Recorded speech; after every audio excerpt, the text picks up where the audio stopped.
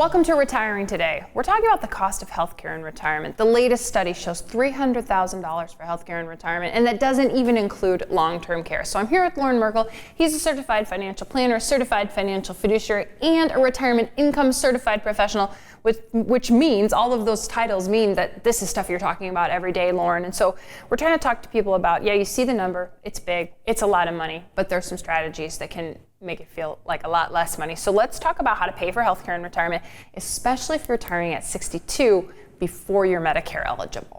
Yeah, if you want to retire prior to Medicare eligibility, we need to look at some of the different options that you have to be able to incorporate healthcare within your, because you need healthcare. So now it's a matter of what options do you have. One of the options that you may have available to you is COBRA insurance. Now, 12 years ago, we would not be having this conversation about COBRA because it was the absolute last resort, because it was so expensive compared to other healthcare options. Today, it is a real viable option for many people to carry them 18 months after they retire from their employer. So if they had qualified coverage, if you have qualified coverage at your employer, once you retire, you have 18 months that you can stay on the COBRA insurance. Now, the way that works from a cost standpoint is you still get the group discount that your employer was offering before. You just don't get the employer subsidy. So when you were working, your employer, let's say your total health care cost for you and your family was $1,000 a month.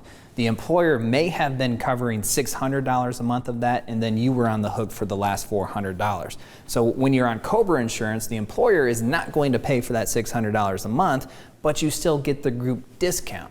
So you pay for the full amount, but you are still involved in that group receiving the discount, which a lot of times is less expensive than if you were going to go to the open market and just get your own individual health care coverage. And this COBRA is kind of a government act of sorts, something that the government put into place. So does that mean it's available to everyone who had coverage, or you said qualified coverage? What exactly does that mean? Yeah, anybody who had qualified coverage through their employer is eligible for COBRA. So it is a program that the government has put into place, which makes eligibility almost mandatory for those who had that qualified coverage.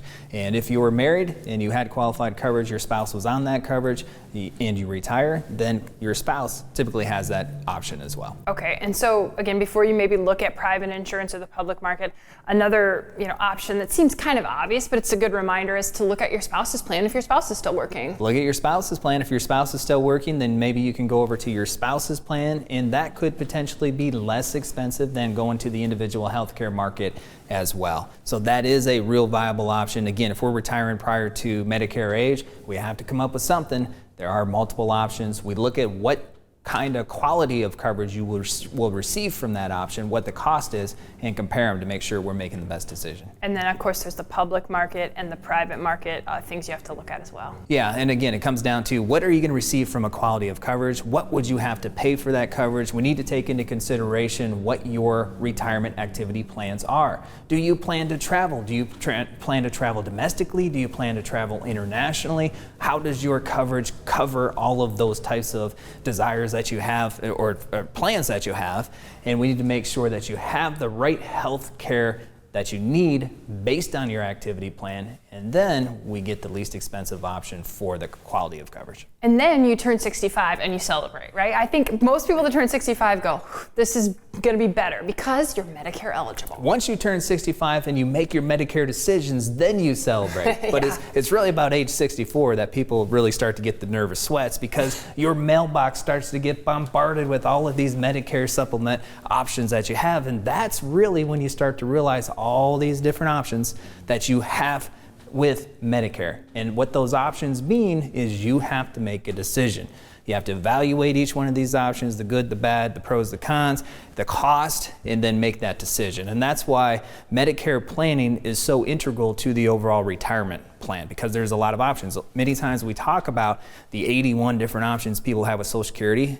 Well, with Medicare, it feels even more enormous than the Social Security decision as well. And to understand it all takes a lot of time and a lot of effort. And the neat thing is, on our team, we have somebody who's putting the time and the effort into understanding all these things. Because of the complexity and the importance of having the appropriate coverage throughout the course of your retirement, we have a Medicare specialist on our team, and that's what she's dedicated dedicated to, is helping our families make the best decisions, not only at point of 65, point of initial election opportunity, but also on a yearly basis, because you can make changes to your supplemental coverage on a yearly basis. And these plans change. So evaluate it at point of 65, initial enrollment, but also a continued evaluation to make sure that you maintain the proper coverage for the proper price for you as you go through retirement. Thank you for watching this clip of Retiring Today, and don't forget to subscribe. If you have questions about your retirement plan, take advantage of the complimentary 15-minute retirement checkup phone call.